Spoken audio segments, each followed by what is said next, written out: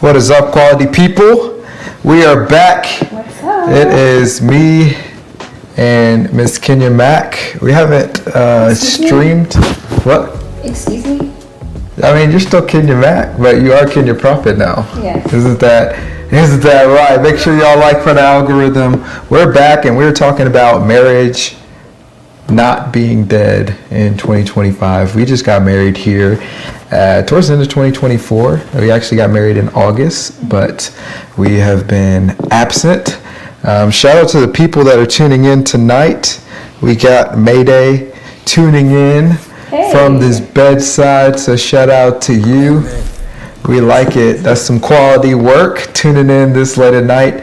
We're trying to tune in a little bit, or we're trying to go live a little bit earlier, but we had dinner with our great friends, Justin and Amber, who we attend church with, also coach with Justin.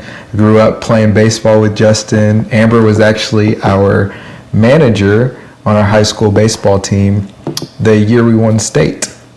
And so, a little fun fact, and I was actually part of facilitating them getting together back in high school, and now they're married.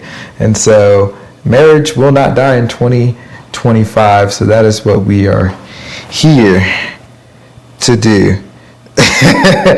Michael said, "You got married? Congrats." Thank you. That's funny there. I know Michael was trying to attend. I think at the last minute he had something come up and he wasn't able to attend. But I will say, the gift that you gave us is right over here, And we love it. Yeah, we're about to use it en masse very soon. So we really appreciate your gift, Michael. So shout out to you for that. So let's get into our topic for today. A little rusty getting back into it, but we do have something new for you, and that is the iPad screen. So as you see here, I'm on my iPad, and it is not hooked up yet because it turned off. So still working out the kinks a little bit, just a little bit. There we go. Wow, you're doing that. How are you doing, Josh? I'm doing good. Had some good dinner with Justin and Amber, good conversation about, church and everything, and we'll be telling you probably more about the church that we're attending and just some overall views about the state of where we think modern church is and some newer episodes. But we just wanted to come up here and tell you how our marriage is going. Also, why we think it is a good idea for you to get married in 2025. A lot of people, you go online, and there's plenty of reasons not to get married as well. But if you are a person that is looking to get married, we have some suggestions for you. And encouragement. Yeah, and some encouragement because it can be done. And we are surrounded by a lot of people around us that are, successfully married, that are in really healthy relationships that we believe will last a lifetime and look like there's no way that the bond won't be broken. And so, but yeah, if you go on the internet, you'll see the opposite, and you'll see the warnings. All right, so I think I got this hooked up now. So yes, so marriage is not dead, and you see that is our wedding photo here. Gets us into our first question, and that is, what is marriage? As you see, we'll be going over what marriage is, how is our marriage going, how do you know if you found the one, and also why should people get married? And so if you want to know the answer to that last pivotal question, make sure you stay tuned till the very end. But first, let's go over what is marriage. And so I got a Bible verse that answers this. So everything that we do here on Quality, we believe in Christ's improvement over self-improvement, becoming more like Christ every single day in our ethics and the way we approach life. And so everything that we do on this channel will be through a biblical lens. So there's your disclaimer.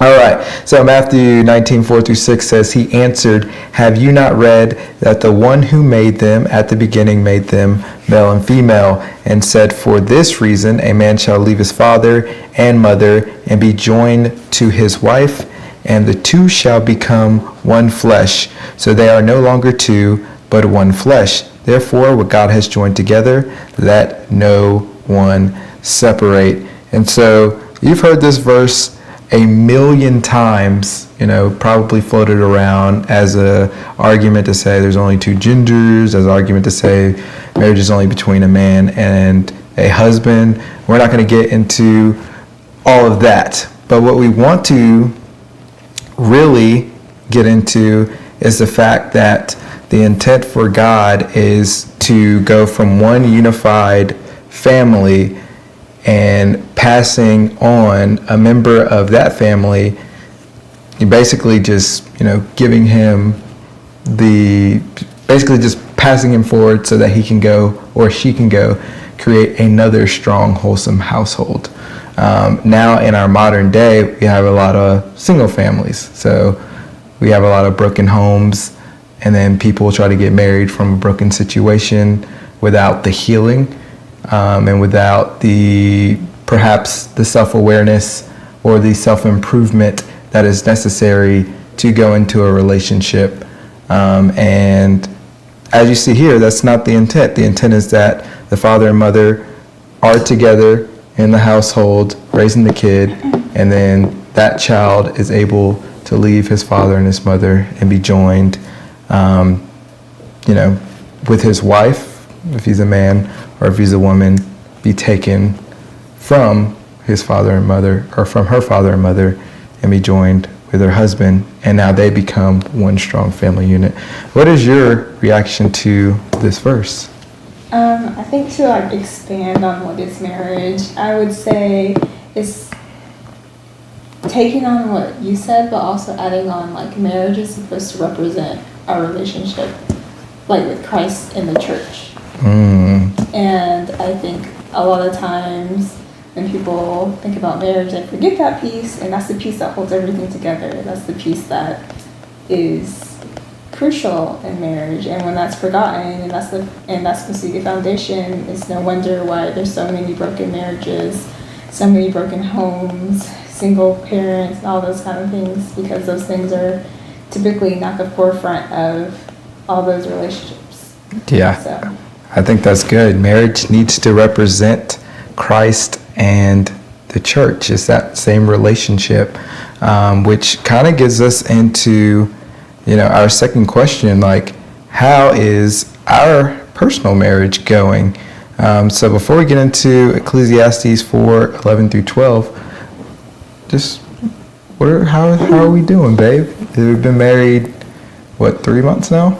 yeah. About almost 3 months. And what say you? How is it going? I would say it's overall obviously good. I'm more in love with you today than I was when we got married, 100%. But it's also not easy. There are challenges. Mm-hmm. There are things where, we've grown through. I feel personally I've grown a lot Mm-hmm. since we've gotten married, and so there's challenges, of course, but I feel rewarding challenges and things that make us better kind of challenges.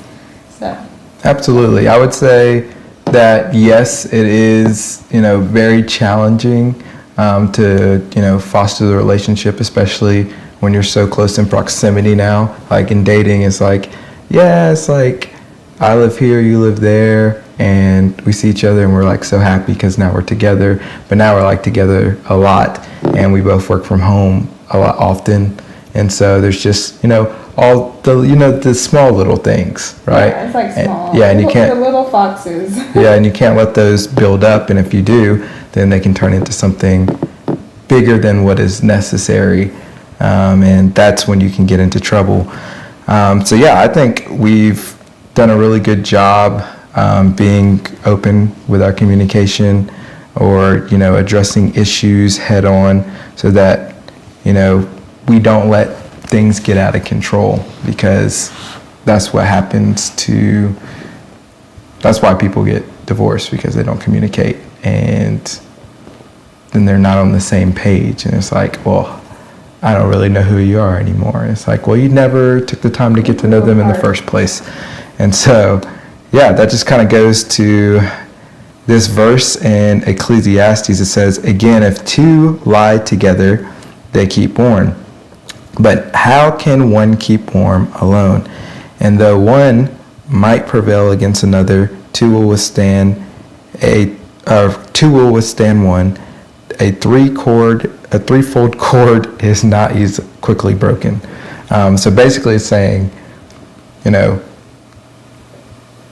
you shouldn't go through life alone, right? So that's kind of the basic premise.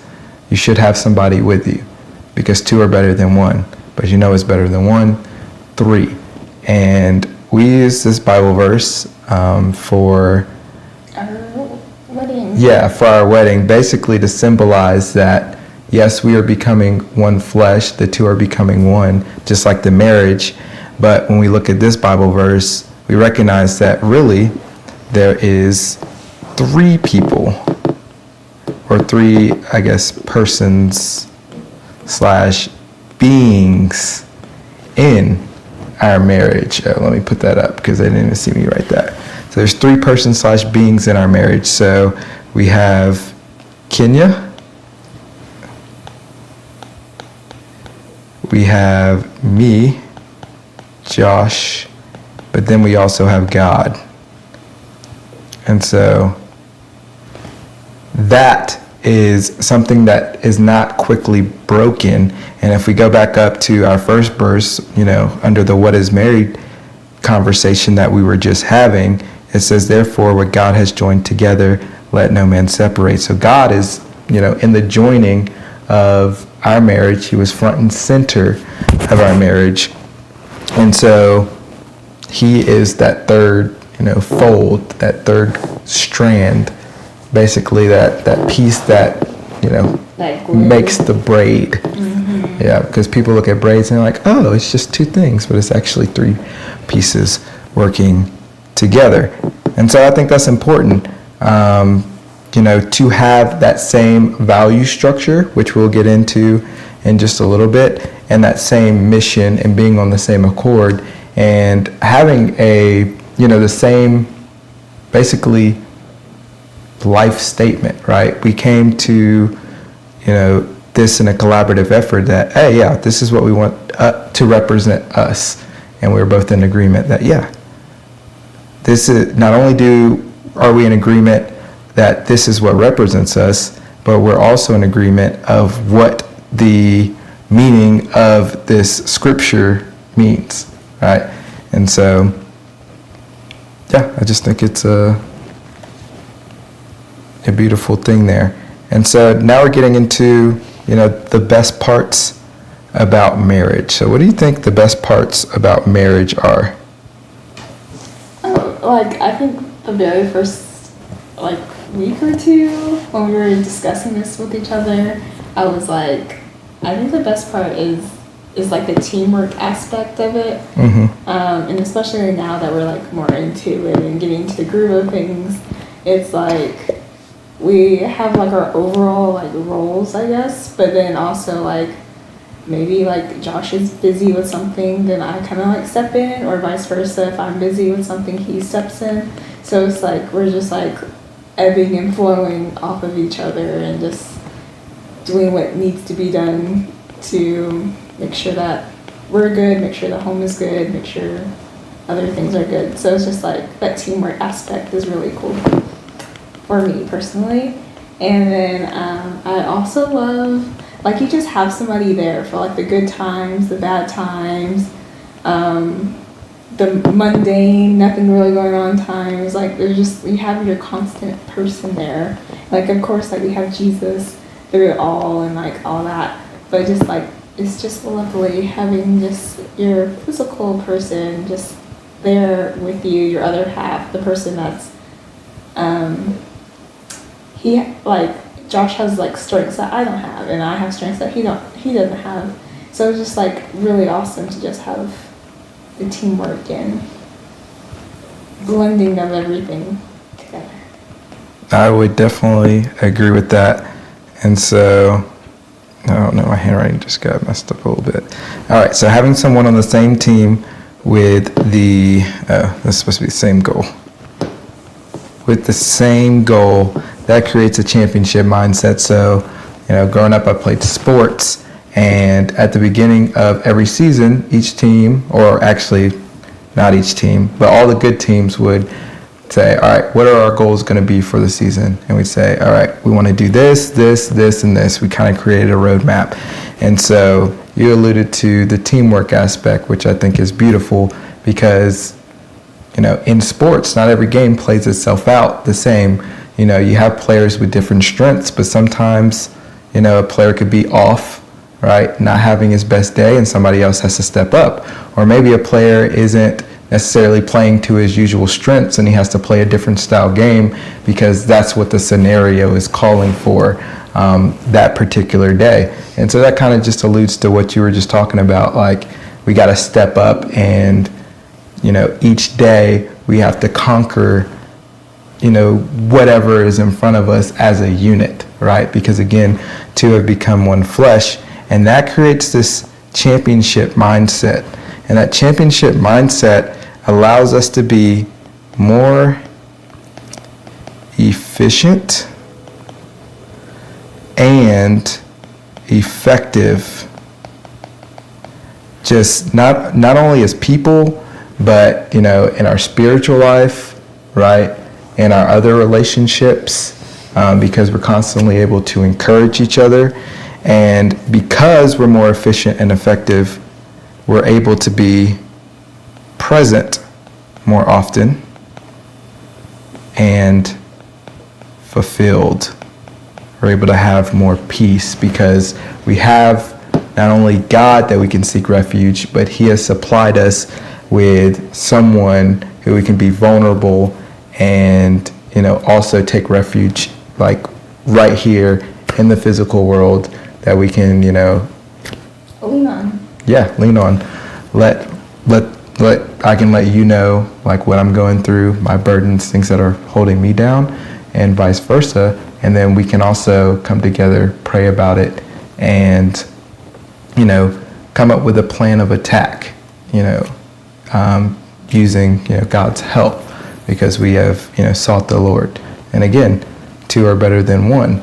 And so anytime two or three are gathered in my name, it's just you're going to just be a lot more effective.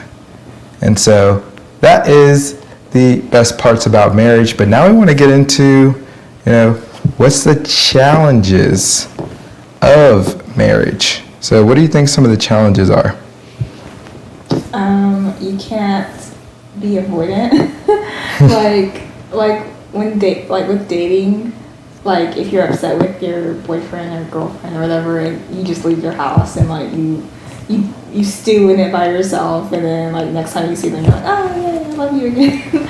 But then like when you're married, you can't really just like stew alone by yourself. Right. Like yeah, they're in like the home with you, and you can like go in another room or whatever, but you can't really just have it multiple hours just like alone without them. And so I think that was a challenge for me personally, because like I actually have to be like, I'm upset, or like if I wanted to be upset and just like not think about it, you'd be like, are you okay? Are you okay? Yeah. So it's like you can't hide that you're like upset about something. Mm-hmm.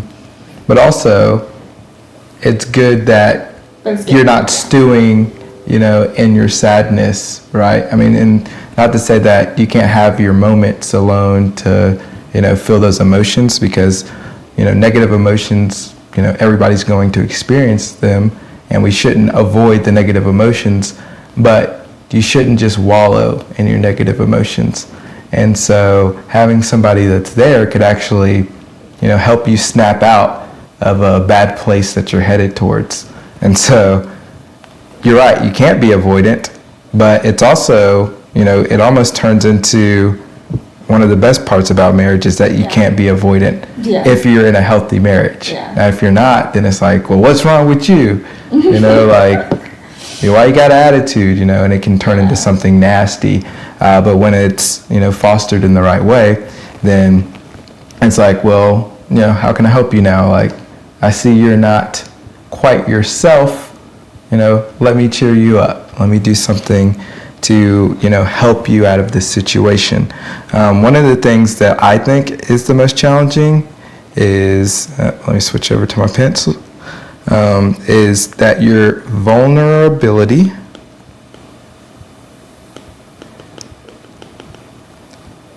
and accountability.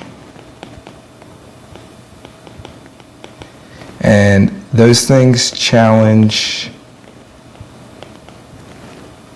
your ego. So your vulnerability and your accountability challenges your ego. And what that means is, like, you're not perfect, and that's going to be exposed, right? Because oftentimes when we're dating, we want to create this perfect image of ourselves because we're like, we want to be impressive. We want to show that we got everything together. But when you're dating, that gets exposed. Or when you're married, it gets exposed very quickly, because now you're able to see me, you know, at my highest points, at my lowest points, and everywhere in between. And so you can't really hide anything, like you were saying. You can't really be avoidant. And so it is really hard when you're naked in front of somebody, and even though you love them more than anybody else in the world, to, you know, go at them with humility and say, yeah, I don't have it all together. I need to work on some stuff. That's very challenging. And if you're not able to be open with that communication, well, then it can, you know, lead to problems in, you know, the future. And so my best advice to you people are, find someone who will love you despite your shortcomings. And quite frankly, who loves to tolerate them, because that is the sign of true unconditional love. And that's all really anybody's ever looking for, is someone to love them unconditionally. Yeah, and to touch on the part about the ego and you can't hide, something that I read a while ago in relation to marriage was that your husband and wife is probably the only person on this earth that sees your sins so clear, like as clear as Jesus probably, because they're with you 24/7 and they know you like no one else will know you. Mm-hmm. And that just goes back to the relationship being representative of Christ in the church. Absolutely.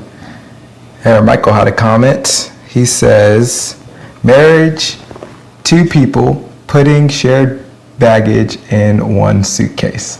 That's pretty funny. That's actually pretty accurate. I like that. That's quality.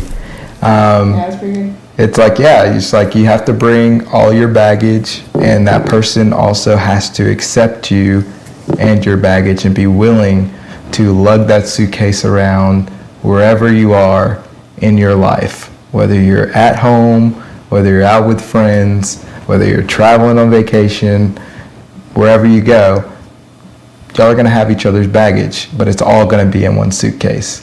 And if you're not able to put it in one suitcase, because some people aren't, then you're headed for failure. You are headed for failure. I was going to say, better grab another suitcase. No, I'm not. Well, if it can't all fit in one suitcase, maybe that's a sign it should be together anyway. Yeah. So there's that too. But yeah, that's what we have for the first part of our first half of our video. We do have a quality sip here, and It's marriage is both the most challenging and most rewarding relationship someone can enter. What do you have to say about that? Yeah, I 100% agree. I think that just touches on everything that we said. Like, even the challenges help you grow, and the rewards help you grow. So, like, ultimately, you're just growing through the whole thing, which I think, like, to be humble and everything like that, like, yeah, we're still very new in our marriage and everything. But I feel like if we continue going on the path that we're going on, we continue to keep the Lord first, we continue to use the challenges as a way to grow and become better, I feel like it would be fine, you know? And I feel like other people take that as well, they'll be fine too. Yeah. Amen. I like what you're saying there, Kenya Prof. You gotta say Kenya Prof instead of Kenya Mac. So thank you for tuning in. We'll be right back after this quick break, and we're going to be talking about, how to find the one when you know you found the one, and why people should really be getting married, not just in 2025, but in the near future, and why marriage is not dead. Stay tuned. Like for the algorithm.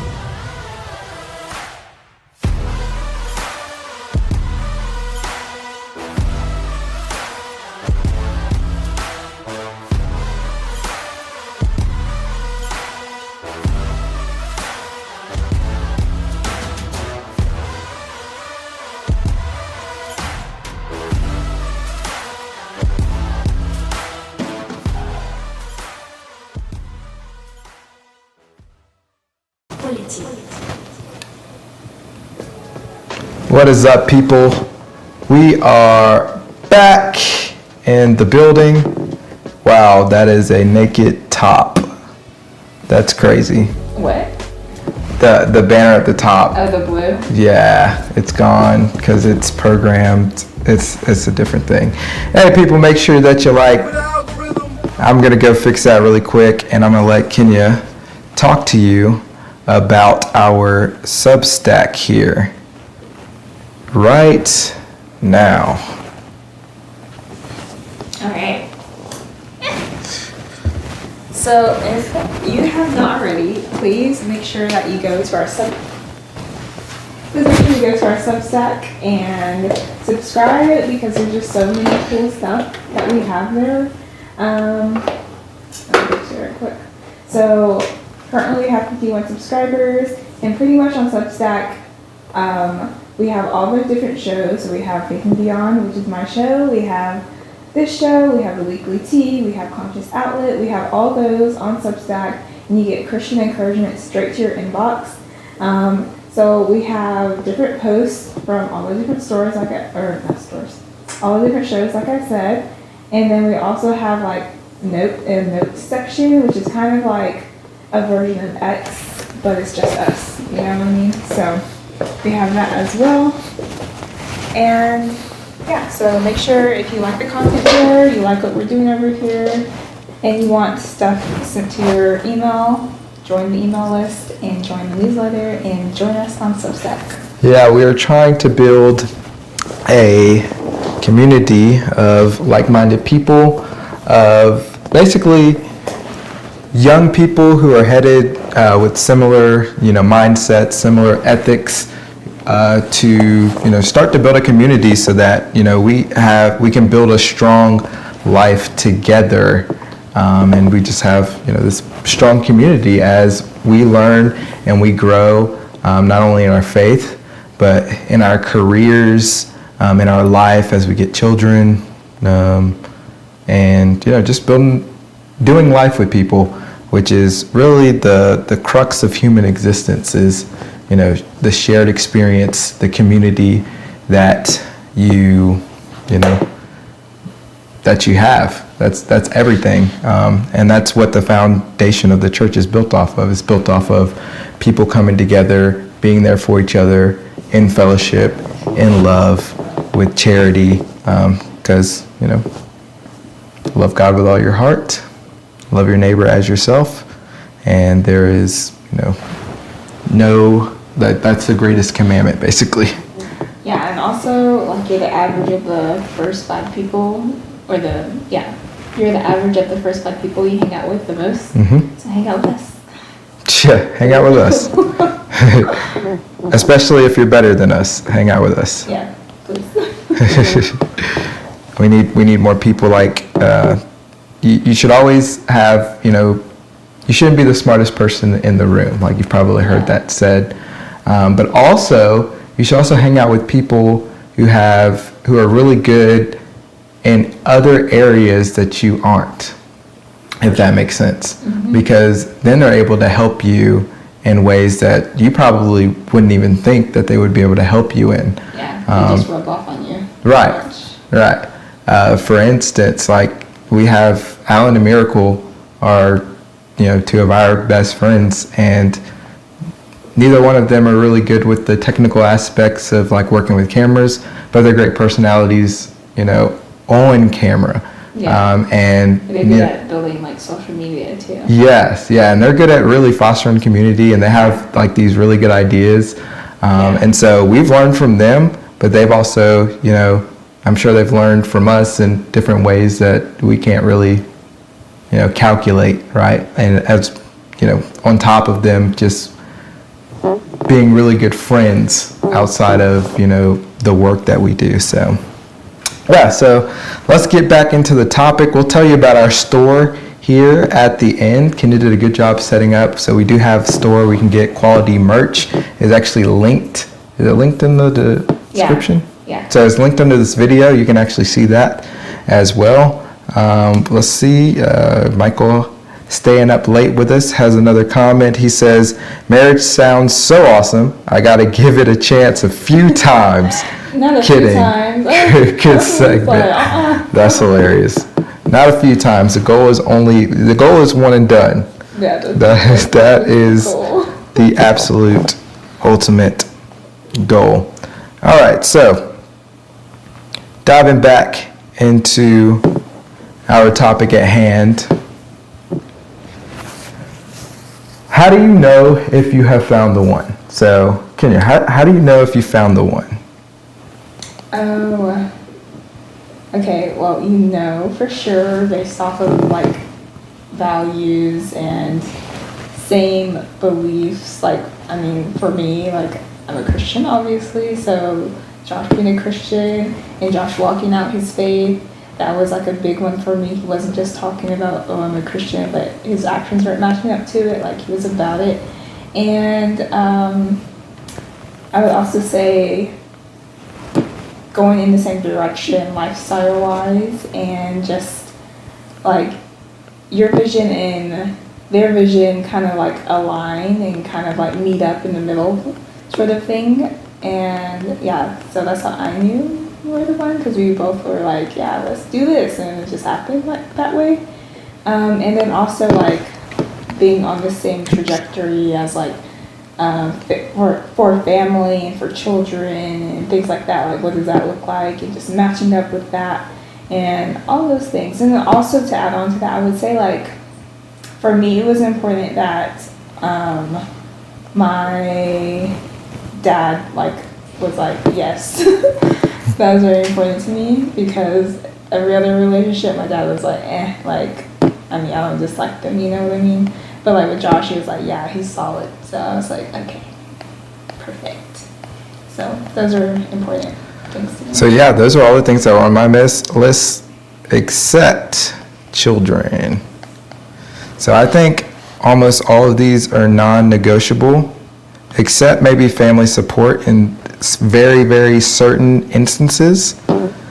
But values, non-negotiable. If y'all don't have the same values, it is not going to work out, not even a little bit. So you must have the same value. You must be on board with morals and faith, if that, Jesus Christ, come on. You can do it. Yeah, I don't know why it's finicking in this one spot. All right, so morals and faith, big. Lifestyle direction, I think this is a sneaky one that people don't give enough thought to, right? Because you can have the same values here, you can have the same morals and the same faith, but if you're not headed in the same direction, then you're either going to drift apart or you're not always going to be in alignment with what you want your life to look like. For instance, we'll do a ministry one and a non-ministry one. So somebody is in ministry and it's like, hey, I want to, be a missionary. I want to go all over the place and preach the gospel. And say that's the guy. But the girl is like a homebody and she just kind of wants to stay home and she wants her person to be home all the time, her husband to be home all the time. Well, it's just not really the best situation. Like, y'all aren't set up for success, no matter how attracted to each other you are. Despite the fact that you have the same values, the same morals and faith, it's going to be very hard to overcome if his lifestyle is leading him in one direction and your lifestyle is saying, hey, let me do that. You're either going to have to compromise and be content in that compromise, or you're going to, which is, I think, the smarter thing to do is to look for a better situation. Also, if somebody is more outgoing and likes to be out or maybe is like into fashion, different things, because there's nothing wrong with that. There is something wrong when it, becomes an idol in your life, of course. But say somebody is more outgoing, wants to hang out with friends all the time, and you're kind of a laid back person, don't really want to do much, not really fond of going out, right? Despite the fact that you have the same values, same morals and faith, probably not the best situation, right? Now, over time, if you really love each other, you can learn to compromise and probably find a healthy balance. But again, I think it's really a non-negotiable that your lifestyle direction has to be the same. And that's got to be worked out during dating as well. So like, for instance, we aligned with our values and our morals and faith in our talks, our first week of, kind of hanging out. But then after we started dating, our lifestyle direction, we realized like, yeah, we're headed in the same direction. Like, we want to live out our life the same way. Again, children, which is another non-negotiable. We're on the same page about, all right, this is how we want. Yeah, you're cheesing hard right now, aren't you? Look how hard she's cheesing. Yeah. Look how hard she's cheesing. That's right. We do want children. Yeah, absolutely. We do. But yeah, but we're in alignment with the children, with the direction that we want our lifestyle to look like and to be. Of course, morals and faith and values are non-negotiable. And I think family support is very important. Not sure if it's a necessity, especially in certain situations. Say like your family is not Christian, but you are Christian, and they have a problem with you dating a Christian or marrying a Christian or something. Yeah, that's something like that. Yeah. So there are cases, but that is important. So I will put like, just an orange thing there. But yeah, ultimately, you want to have someone who gives their best to get the best out of me or out of you. And I am joyfully willing to do the same. So basically, you want somebody who's giving their best so that they get the best out of you, but that also you are joyfully willing to do the same for them. Like, you are giving your best, with the intent of getting the best out of them. Yeah, and so it's a self-sacrifice. Yeah.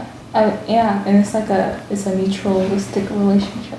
Yeah, absolutely. No parasites around here. Okay? But yeah, and that brings up this Bible verse that I was thinking of, when Jesus says, like, there's no greater love for, basically, there's no greater love than to lay down one's life for one's friend. And so it's showing that the ultimate form of love is like this action of laying down your life. But then the underlying motif is that to this deeper sort of love is rooted in, sacrificing and the giving of yourself to others. And when we often think of love in the modern sense, it's always paired with, well, what has this person done for me? Like, you're always thinking of, well, what have they sacrificed for me to prove that they love me, right? When really, and then you're like, oh, now I love this person. When really it should be the opposite, is like, oh, I sacrifice a lot for this person because I truly love them. Mm-hmm. And that's truly unconditional love. But yeah, you definitely want somebody who is empathetic to your shortcomings. That's terrible. Okay, I'm glad we have that. Empathetic to your shortcomings, but also, again, holds you accountable, right? And accountability is something that it keeps coming up because it's super important, because we're walking down the same path, and so you have to have somebody there holding you accountable, not only in a spiritual sense to keep you on the straight and narrow, but also just in a practical, everyday sense. Like, hey, you have your task, I have my task, right? If you're lacking on your task, I need to come to you and say, hey, like, what's up? Yeah, like, why haven't you done X, Y, and Z? And you do the same for me so that we can keep the team moving in the right direction and firing on all cylinders. Because, of course, there's going to be times when I'm not feeling my best, not giving my best performance, and vice versa. But that's when the other person's kind of got to step up and, come over and say, all right, let's regroup so that we can, both get back on track. Because if we're both being great at the same time, well, now we're truly going to come out victorious, and, we're unstoppable in a sense in that case. But so you want somebody that's empathetic, accountable, but also someone that is encouraging, which is big, right?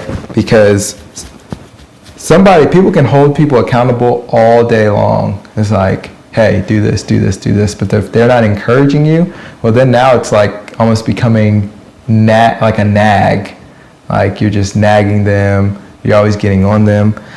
Which brings me to my last thing. They also need to be able to take criticism, right? Because a lot of people can take the accountability, right? Or they can hold people accountable, but they can't take the accountability themselves. So it's like they can dish it, but they can't take it. That is not how you spell criticism. Hold on. Criticism. Okay, whatever. Y'all get it. Y'all know. Yeah. I'm writing at a weird angle. My writing's already not the best, but I thought this would be cool to kind of do. And plus, I get to work on my penmanship on here. And you're writing on an iPad. Last thing, and one of the most important things, is the person should be supplying you with some type of peace, right? So they're empathetic. We got that up here. They're holding you accountable, but they're being encouraging. But they're also able to take criticism on the opposite end, right? And all of these things right here,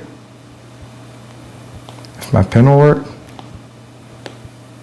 Okay. Yep, not working. All of those things, my little butt,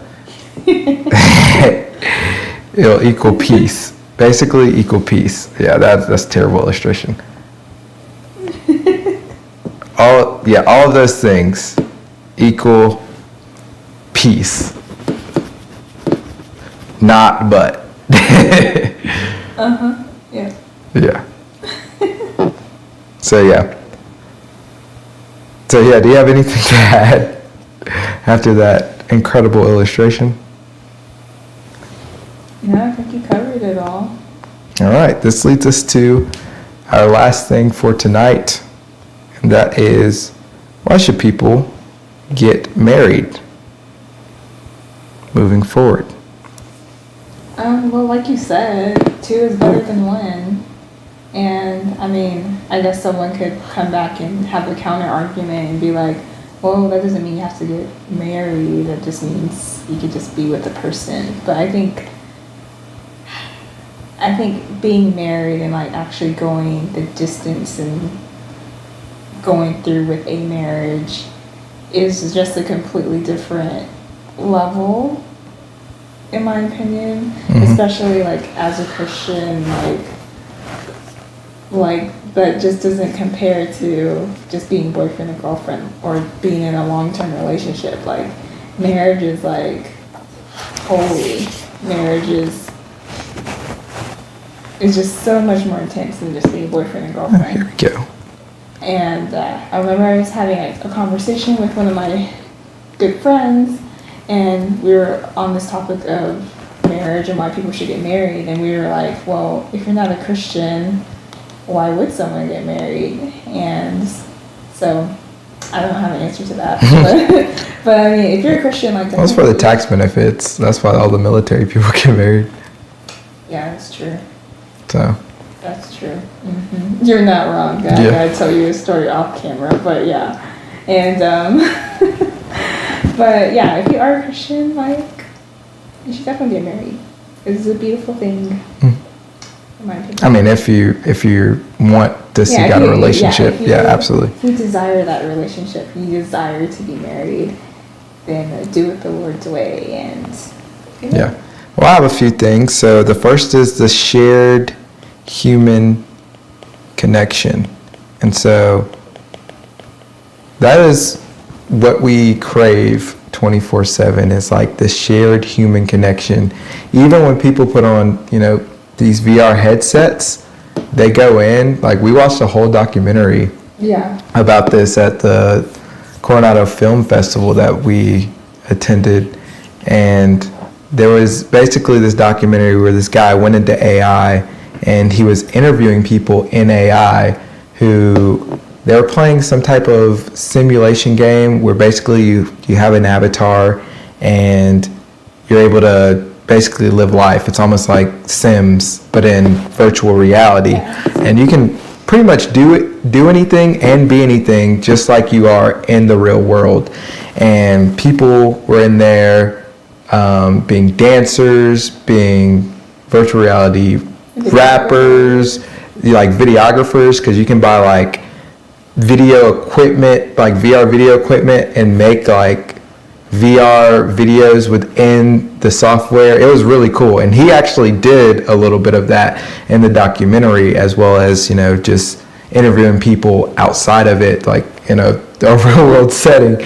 And so it was really cool and really well made. But it goes to show you that even in these virtual spaces, everything's moving towards this digital age. Everybody's online on their phones, but really it's all because we're craving, this human connection or validation from other humans, wanting to rack up followers, rack up subscribers, and seek all this attention. But when you are in a marriage and you have that person that you can, lean on all the time, and someone, again, these things keep coming up, someone that brings you peace, right? Well, then you're going to be content with however many subscribers you have, however many followers you have. You may want more, right? But you're also going to recognize at the end of the day, that doesn't matter. Like, I have my person here and we're vibing out, like everything's cool. Everything's good. God's got us as well, right? Another thing is for encouragement, right? When you're doing things alone, it's like you and only you, and it's really easy, especially when things aren't going well, to just going to a second place, essentially. But when you have somebody, here all the time, they're really able to give you encouragement to where sometimes you won't even fall into, those dark places because somebody's always there constantly encouraging you. Go ahead. Yeah, and to add to that, like having that person there also gives you a level of responsibility to be self-accountable to whatever you have to do for the team as a whole. So I think that's a good point as well. Yeah, absolutely. And next thing is family. Like, a lot of people want to have children and, kids. And if you're going to have kids, I think marriage is obviously the most optimal way. That's been studied in, multiple different studies that parents or children from a two-parent household do substantially better in life. Plus, most successful men, almost all of them, are married or have been married, and that's because, again, they have somebody there to encourage them. They have somebody there who's like their peace, who's also, comforting, right? Because when you're kind of living the bachelor lifestyle, it's like, yeah, it's cool, right? It might be fun. It might be the cool thing to do, but it's like, it's probably pretty taxing when you're trying to like rotate in all these people. And Kenya watches like all these housewives shows. Mm-hmm. A lot of them or specifically on Potomac, a lot of them have gotten divorced and now they're like in the hoe phase, we have rotations, but then they're like but they still are craving a person. Yeah, but it sounds so taxing when they're talking about like how they're doing it, but they're so proud that they have a rotation now and they're doing their thing, and it's and encouraging other newly divorced people to do the same thing. Yeah, it just sounds like unnecessary stress. Yeah. When the reward's not that great, right? When you have like that one person to come to, that's your peace, that's your comforter, it's like, oh, maybe this isn't the coolest thing to do. Like, you don't collect your trophies because that's basically all it is. You're basically showing off that, people, that you're desired, right? But it's not fulfilling, right? And it's also not godly as well. And it's not optimal, especially if you want a family and if you're trying to be a parent, because you're not showing your children a good example of probably your desire for your child, because your desire for your child is more than likely, I want you to be happily ever after, just like any of the movies that we watch when we're rooting for, this couple to make it or this couple to make it, right? That's why we like those movies, because that's something that we crave. That goes back to that shared human connection. Yeah, and that also goes back to the Potomac show, because one of the girls, she was married 3 times, and her current husband that she's about to divorce is like, I don't want that for our kids. Mm-hmm. So. Yeah, super interesting. Before we get out of here, we do have one last quality sip. It says, healthy marriages that lead to strong families will help repair the rampant degeneracy in our cultures. Kenya, what do you have to say about that? Healthy marriages that lead to strong families will help repair. Yeah, it will, because it goes back to everything that we talked about today. And like when you have a person, it helps you be accountable to each other, to the tasks, to the goals that you have together. And of course, like when children are added into it, and that helps you be more responsible. And it's just like a big ball of a big ball of accountability that helps prevent degeneracy. No, yeah, I think it goes back to what we said at first, where that Bible verse is saying like, man leaves father and mother and is joined to his wife, and the structure is that you have a strong family unit to start, and you are leading your child and handing him over so that he can start his or her own strong family unit. And that is supposed to be the pattern. But even if you weren't blessed enough to come from the ideal strong family unit, which I wasn't, you can, recognize that, hey, this isn't the most ideal thing. Do the work necessary and the self-improvement, the Christ improvement necessary to get yourself in the position and the spiritual and emotional space so that you are able to foster a healthy relationship so that you can start that pattern that we do see in the scriptures. So yeah, why should people get married? Because marriage will not die in 2025. Thus says the Lord. We want to thank you for rocking out with us this evening. I know it was a late one. I know we probably only had, May Day with us because the notifications probably don't even go out anymore because we haven't streamed in so long. I got the notification.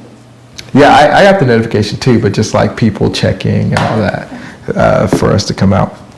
But if you were tuned in, we do appreciate it. Or if you're watching the replay, we do greatly appreciate your support.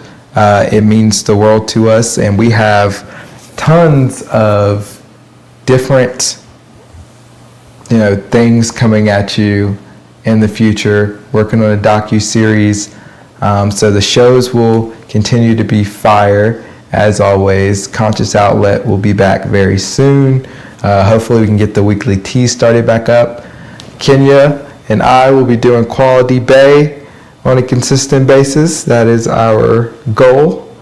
And then we have a quality dating show that may or may not be in the works as well. Isn't that right, Kenya? Mm-hmm. Stay tuned. So yeah, we have a lot of different things that are popping off right now. And so real quickly, we're going to let Kenya tell you about our store here on Quality. Yeah, and while he gives me that, also if you haven't seen any of the last few episodes of Honesty Hour, make sure you guys go watch that. And that's like a little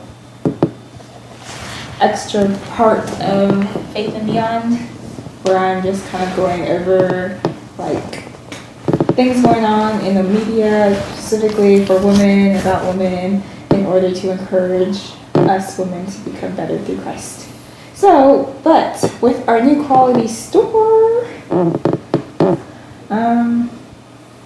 there we go. Okay. So we do have like a new Quality store. It's just like our merch, and it's just another way to show support.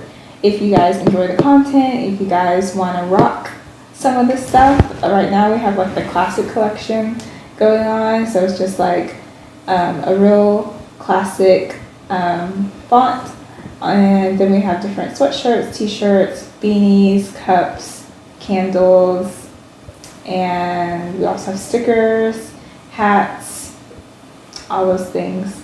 And yeah, so if you just like want to support, you want to rock what we have going on, that's where you go. Awesome. Thank you for that wonderful breakdown, Kenya. Thank you guys for tuning in to Quality. We're getting back in the studio, getting our reps back in. So may not have been our smoothest show, but I thought we did pretty well. Thought we had some fun tonight, and we'll be coming at you with some pretty interesting topics coming up, as well as launching some really unique content within the next few months as well. So stay tuned and stay blessed. Have a good one.